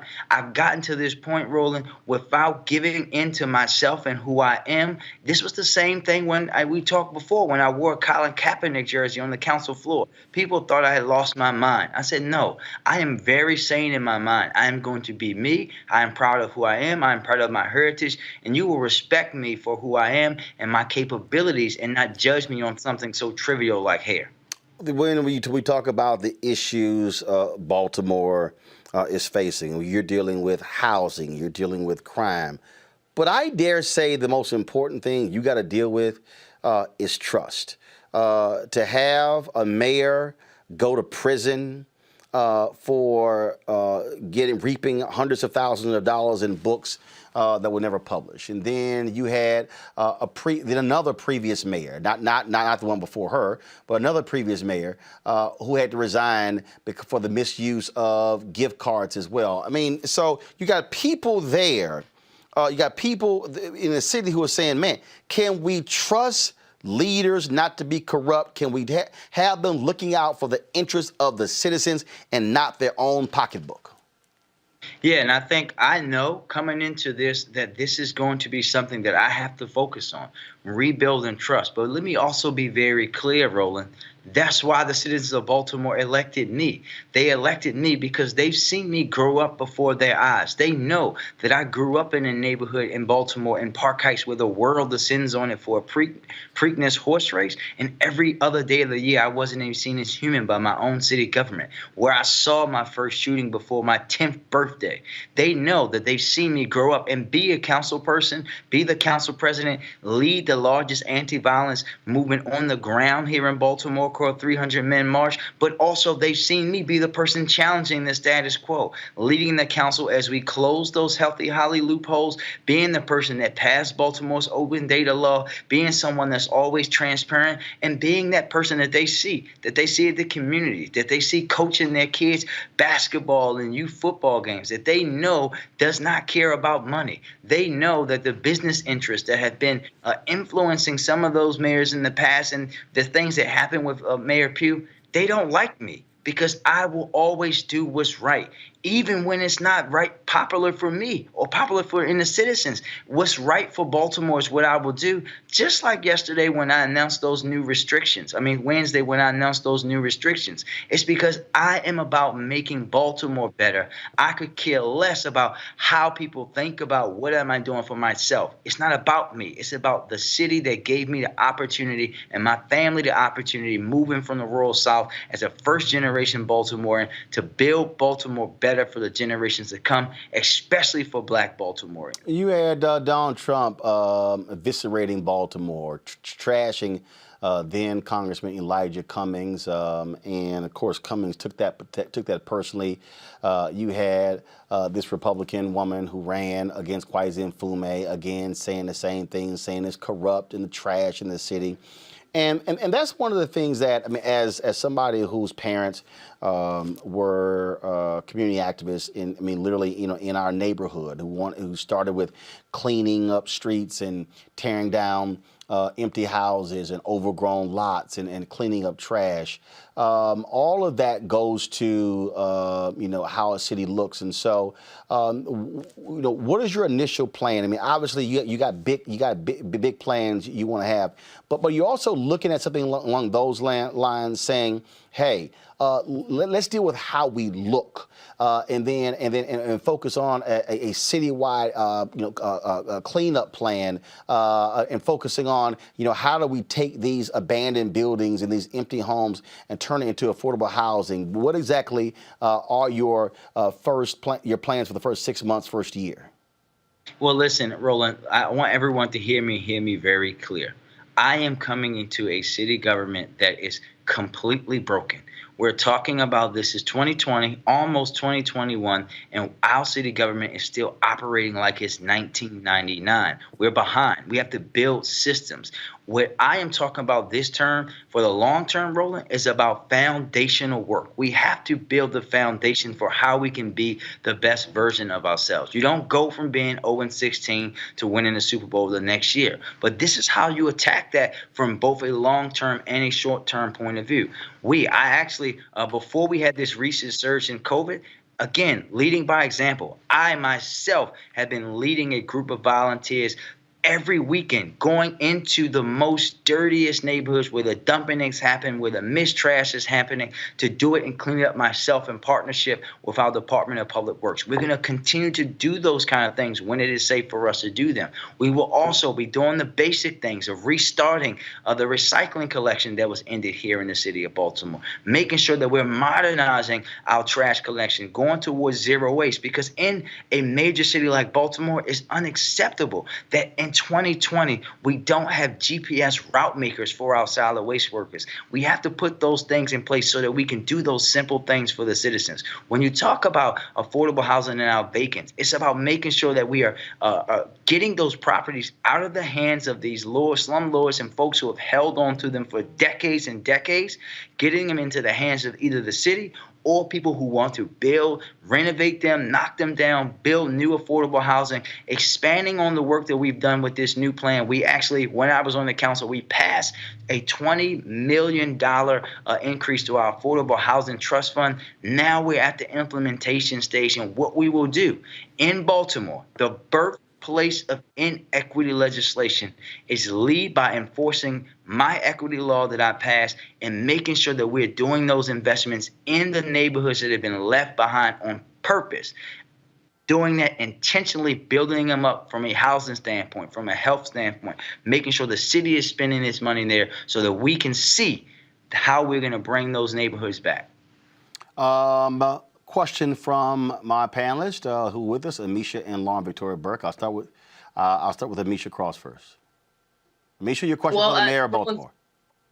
Absolutely. First off, congratulations. I think that the issue of trust is one that is very paramount. Obviously, you're one of the youngest mayors that Baltimore has ever seen. I think that with that comes its own power and strengths, but it also comes with sometimes some downsides as well. In terms of the anticipation of building up the economy, making sure that, post COVID-19, there are people who have faith in the healthcare system in Baltimore and all of the issues with the education system. What are some of your top priorities, and how do you plan on actually making sure that you're not someone who has all the protesters out in the street in the next few months as well, because there's a lot that needs to happen in Baltimore and the stakes are really high. Yeah, thank you for that question, Amisha. And I think it's funny. I was laughing because I know Roland saw some of my competitors during the general election, and they were pointing out the fact that I was actually out with the protesters. And I think that's the critical thing. When I've been a part of that, I was an activist here. I led protests in Baltimore City. I actually led a march from Baltimore to D.C. where we walked and did a protest, right? So having those relationships where people can trust us. If you look at my transition committee, it is the most diverse that people have ever seen, because I'm putting activists in the room with business leaders and forcing them to work out those issues. But when you think about education, for example, in Baltimore, we're talking about Maryland, the wealthiest state and the wealthiest country in the history of the world, and our state has never fully funded our schools. For example, here in Baltimore alone, we know, according to the states, they owe us $300 million a year. We have the biggest policy decision in our state facing us when our General Assembly comes back, and that's overriding our governor's short-sighted veto of the blueprint for Maryland's future that will put hundreds of millions of dollars into our school system and billions of dollars into school system across Maryland. Being there to help make sure that is overridden is one of the top priorities for us, because we cannot properly educate our young people for the 21st century if we are not fully funding our schools. When you think about the business community, and this is what I've tasked my folks of understanding of how we want to operate. Our city has been a city that is only focused on trying to get the big fish, the next shiny business that's going to come in and save us. When we know in our heart of hearts, and if you look at economic data from across the world and across the country, where you get your job and economic growth is supporting the small and medium-sized businesses that you have here and in Baltimore. That specifically has to mean you have to do that for Black businesses that have been left behind.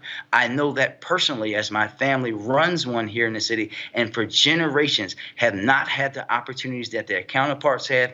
We will start to make those investments so that we know that people who own and operate these businesses are hiring people from our community, providing opportunities for those re-entering in our community, and making sure that we're synchronizing with our education system in an equitable way to move forward.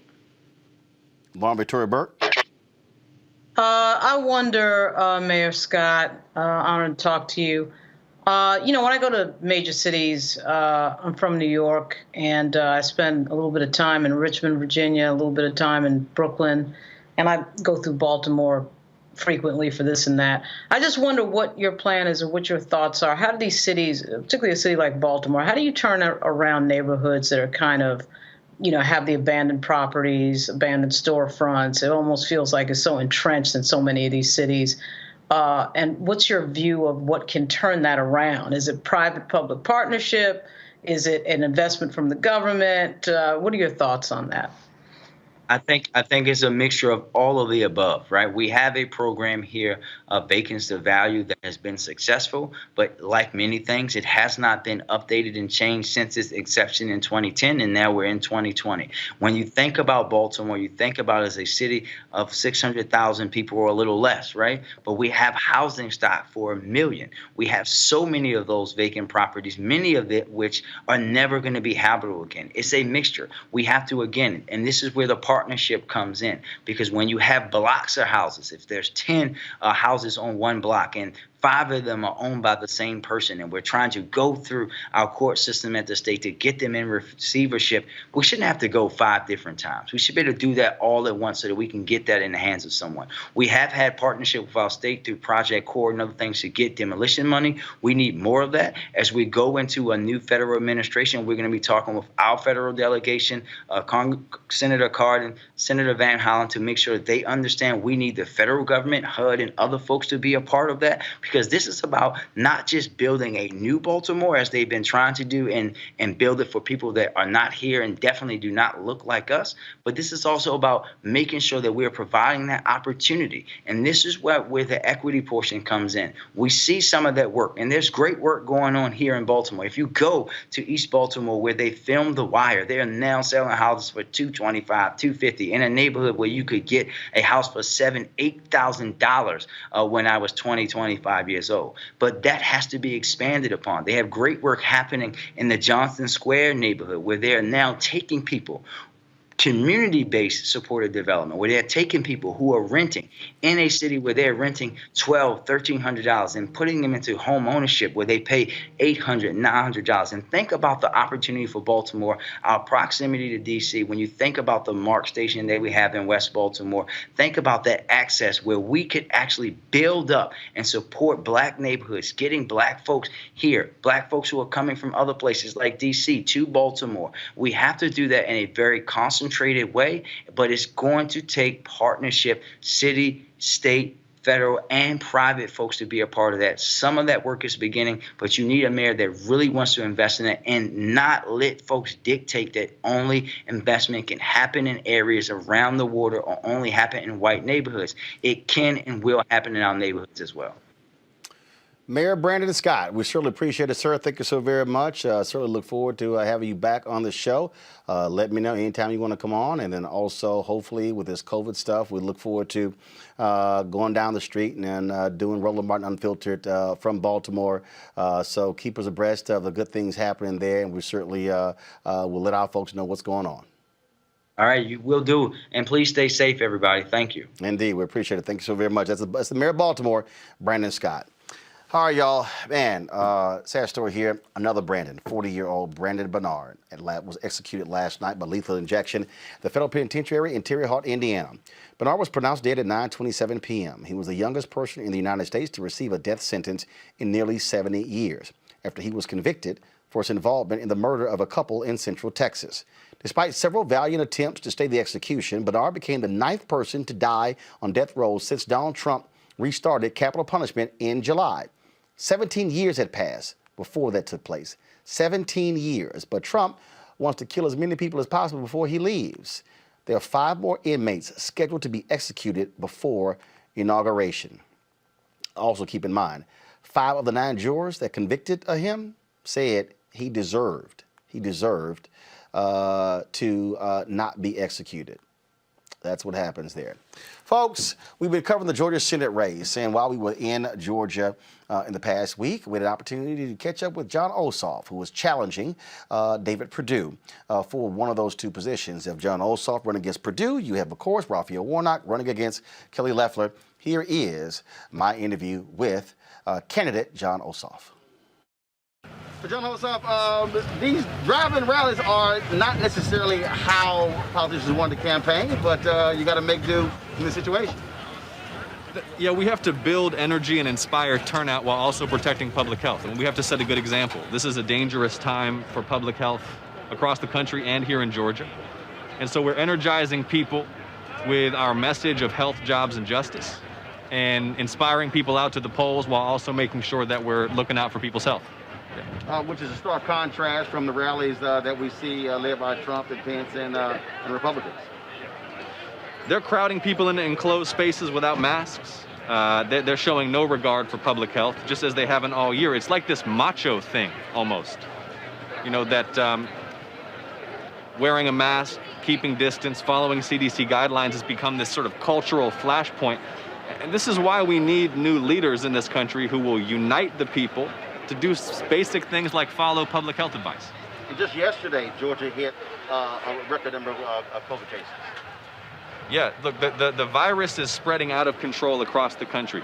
This is the consequence when politicians ignore, suppress, and disregard scientific expertise. It's the same thing that's happening with the environment, where you've got politicians funded by the oil and gas industry who have been suppressing climate science for decades. What we've seen with COVID-19 in America this year is politicians who have been suppressing epidemiologists, infectious disease science. As you know, Roland, we have here in Georgia the CDC, the Centers for Disease Control and Prevention. They were sounding the alarm in February, but politicians were suppressing those voices, and that's one of the reasons that this is so out of control now. When it comes to issues of policy, obviously voter suppression is a huge issue, healthcare is a huge issue as well. But one of the things that we've been focused on is also economics, and that is, what Maynard Jackson was able to do, Andrew Young, and all subsequent black mayors of Atlanta really created this economic engine for African Americans. In '73, black people were getting 0.0012% of all city contracts in Atlanta. And you have Kelly Leffler, who's now running ads featuring a Republican black businesswoman. Yet I actually went on her website trying to find out exactly what is her plan for black and minority-owned businesses, and I've actually yet to see it. For you, what is that plan? Because that is going to be a critical issue. We're talking about shrinking the wealth gap in this country as we move forward to 2043 when America becomes a nation without a people's color. We need to be about building generational wealth in the black community and in black families. Working people in America, and especially working class black and brown people in America, are forced onto this treadmill of financial precariousness and debt, never able to get ahead of the bills, never able to invest, never able to take equity in a home or put money away in a 401k because the rent, the car payment, the prescriptions, and education exceed what can be brought in. This is why we need to create the opportunities for people to make a living wage, raise the minimum wage to $15 an hour, and ensure that when we make this investment in economic recovery, which we must right now, infrastructure and jobs program, that every community can participate equitably in it. I'll send you a photo of me campaigning for Maynard Jackson when I was about 4 years old. And you're absolutely right that what Maynard Jackson did is he said, okay, we have a majority black city, but the black community is not participating in this incredible engine of economic growth. He made sure that black folks in Georgia could participate in the city of Atlanta's growth and in the wealth that it created. And that is the challenge that we have as a nation, because centuries after the establishment of chattel slavery here, and decades after the end of segregation and Jim Crow, we still have a huge gap in economic power, access to capital, and access to the ability to create and sustain wealth over generations. It's also having to connect with the people. I looked at the analysis of Metro Atlanta. 100,000 people voted for Joe Biden against Donald Trump, but they skipped your race against David Perdue. How are you specifically connecting with African Americans to get them to understand who you are, what you're about, so they are voting for you and not repeat what happened on November 3rd? Well, let me say first of all that what we saw on November 3rd was record-shattering black turnout in Georgia. And there was a little bit of drop-off from the top of the ballot, but it was still more votes cast than have ever been cast for any Georgia Democrat in history. So we had record-shattering turnout. We have to exceed it. And when I worked for Congressman Lewis, he taught me to believe in the power of the people to fight for justice. And the movement that we're building in Georgia right now, because it is a movement, led by a black pastor who holds the same pulpit Dr. King did, Stacey Abrams, Lucy McBath, a young Jewish journalist, son of an immigrant, is a movement for health and jobs and justice for the people. That means affordable health care for every family. That means investment in economic recovery that Georgia's black community can meaningfully participate in. And that means criminal justice reform through a new Civil Rights Act to make equal justice under the law real in this country. And I believe that that's a message with which we can build a multiracial coalition, and we can turn on its head and end the old Republican Southern strategy. When they lengthen my nose in their ads, when they run these racist ads they're running against the Reverend, they're running a playbook they've run here since the early 1970s to divide people along racial lines. We're creating solidarity across racial lines by making sure that everybody understands that health and jobs and justice are for everybody and must be for everybody. This is a unique situation, first of all, that besides both sides, Warnock, both sides. Typically when folks are running, they're running their own campaign. Y'all really are having to run a dual campaign because obviously Democrats need to win both seats in order to be able to control the United States Senate. And so that's a lot different than what we normally see in campaigns. Thank y'all for being patient. It is, but it's even more exciting, even more energizing, even more electrifying than any head-to-head race could be. Because this race is not about David Perdue and Kelly Loeffler. Even Republicans don't like David Perdue and Kelly Loeffler. Everybody knows that they've been using their offices to enrich themselves and lying about it. This race is about our limitless potential as a people and how Georgia represents that hope.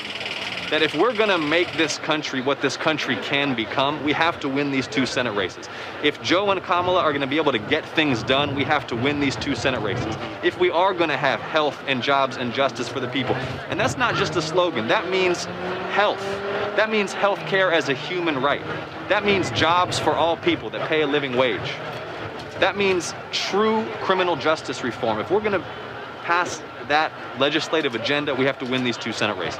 I had the owner of Slutty Vegan on my show. Pinky. This week. Had Pinky on, and she said it was an insult for the Perdue campaign to attack you coming by her restaurant. You were there to support Small Business Saturday. And she said, look, here we are. She said, we are a business. We employ people. And she said that ticked off a lot of black folks in Atlanta who are hugely supportive of the restaurant.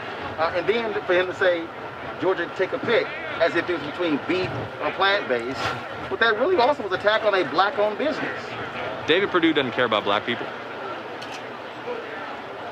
David Perdue attacking a black-owned business like that to score some kind of cheap political points. David Perdue will never utter the words Black Lives Matter. David Perdue is funded by the private prison industry. If it were 1964 and 1965 and David Perdue were in the Senate, he would be filibustering the Civil Rights Act and the Voting Rights Act. David Perdue's got to go. Last question. There's somebody out there, and we talked about this when Joe Biden was here. They don't know what they want to do. They don't know if they want to be able to vote. They're not quite sure. They say, well, I don't really know him. I'm not quite sure.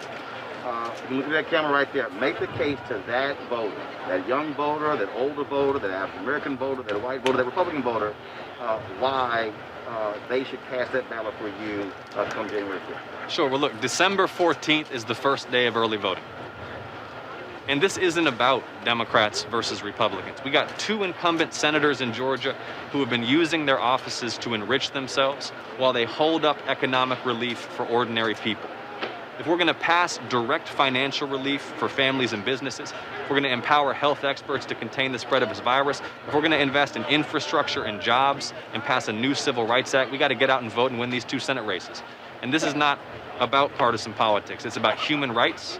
It's about health, it's about jobs, it's about justice. I appreciate you having me. John Ossoff, all right. Appreciate it. Thanks a Thank much. you. All right, take care. Thanks so much. All right, thanks a Take lot. care. All right, take care. Thank you. All right, folks, just a couple of things here. Tomorrow, a lot of things happening on tomorrow in Georgia. Folks, remember, early voting starts on Monday. Amisha, Lauren, what we're about to see again, the intensity pick up in the streets out here for what's going on the campaign trail. This is what's happening, taking place on, go right to, this is Saturday. The folks at Black Voters Matter, they are having at 3 to 5 tomorrow in Macon, Georgia, the Harriet Tubman Museum. We're having their tailgate Christmas concert. That's tomorrow. On Sunday in Columbus, at the Columbus Civic Center, they're also having a concert there as well. Early vote tailgate at the Columbus Civic Center. That's taking place from 1 to 3 p.m. Of course, Roland Martin Unfiltered. We're going to be live streaming both of those events. Also, 5:30 tomorrow in Albany, Georgia. Reverend Warnock is going to be having a campaign event. I'm going to be there. I'll be in Albany 5:30 tomorrow for that particular event. And also, Teresa Lundy sent me this here. I'm going to show it for a second. Tomorrow at 1 p.m. in Albany. I wish they had sent me this earlier. We would have been there in time. We're going to get there actually after the fact. But the Black Bikers are having their event in Albany tomorrow. They are going to be, it was wide open. They're going to be, of course, encouraging people, really encouraging them to vote beginning on Monday. That's going to be taking place tomorrow in Albany. It says kickstands up at 1 p.m., leaving from the cafe there in Albany, and this is going to be really critical, Amisha. Getting those rural places in Georgia. Yesterday we had HIT Strategies as well as Higher Heights in their survey. Black women are hyper-focused on voting in Georgia, but Black rural women not as much. And so the campaigns, they really are going to have to go after these rural voters, because that could very well 5, 10, 20,000 votes could very well be the difference between Ossoff and Warnock beating Loeffler and Perdue in Georgia. No, you're absolutely correct. And because there are so many rural counties across Georgia, I think that one of the things that the Democrats have often to their own detriment left out is thinking, when they think rural, they think white people, as if Black people don't live in rural areas, and where you don't touch, where you don't reach out, you don't see any fruits, you don't see anything happen. Those people don't turn out because nobody speaks to them.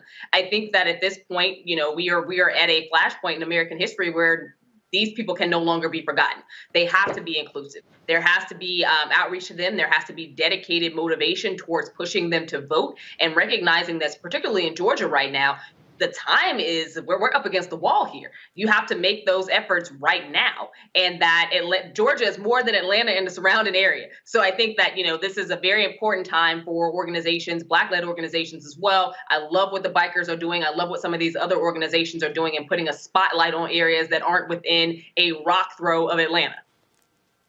Look, you got to go outside of Atlanta, Lauren. And again, those rural votes are going to absolutely matter. Yeah, and I'm sure they will go outside of Atlanta. And I'm sure that the GOTV campaign is all over the place. Frankly, I don't know how they're doing it. We're having this COVID spike at the same time. It's a real challenge to be doing that work in this situation, but I'm sure that they're doing it somehow. It's going to be interesting to see how the turnout is, because any special election, the turnout question is always really difficult to answer.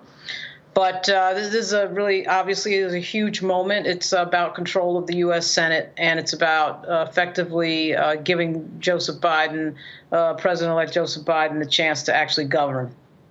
Again, folks, so this weekend, folks, look for us to live stream 3 to 5 from Macon, Georgia. Black Voters Matter from 5 at 5:30. The Warnock event taking place in Albany, Georgia. Then on Sunday, we'll be in Columbus, Georgia with Black Voters Matter, live streaming that event as well right here. And so you follow us on YouTube, Facebook, Periscope. And don't forget, Monday, first day of early voting, we're going to be going around doing interviews there. Tuesday, Joe Biden comes to town to campaign for John Ossoff and Raphael Warnock. We will be be there on the ground, showcasing you that as well. And so this is why we created this platform. We're not about sitting here waiting on mainstream media to cover our stuff. We can do it ourselves. And so we want you to support us in what we do. Every dollar that you've given to us has been hugely beneficial to be able to cover the kind of stuff that we're talking about. That's why we want you to support us by joining our Bring the Funk fan club. Go to our Cash App, $RM Unfiltered, PayPal.me/R Martin Unfiltered, Venmo.com/RM Unfiltered. I need to have Keenan add Zelle to this.